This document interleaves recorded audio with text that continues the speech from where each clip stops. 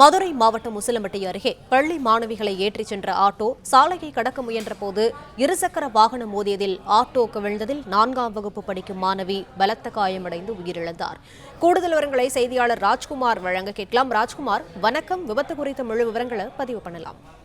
வணக்கம். மதுரை மாவட்டம் உசிலம்பட்டி அருகே பள்ளி மாணவிகளை ஏற்றி சென்ற ஆட்டோ மீது இருசக்கர வாகனம் மோதிய விபத்துல 4ஆம் வகுப்பு படிக்கக்கூடிய பள்ளி மாணவி உயிரிழந்தது அப்பகுதியில் பெரும் சோகத்தை ஏற்படுத்தியுள்ளது.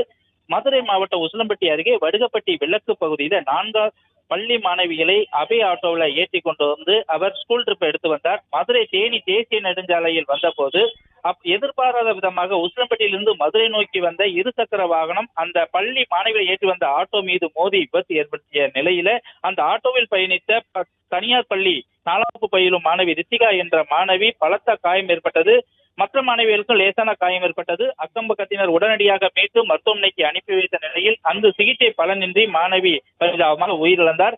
விரைந்து வந்த இந்த தகவல் கிடைத்து விரைந்து வந்த போலீசாரும் உசிலம்பட்டி போலீசாரும் உடலை மீட்டு உடற்கூறு ஆய்விற்காக அரசு மருத்துவமனைக்கு அனுப்பி வைத்து வழக்கு விசாரணை நடத்தி வருகின்றனர். விவரங்களுக்கு நன்றி ராஜ்குமார்.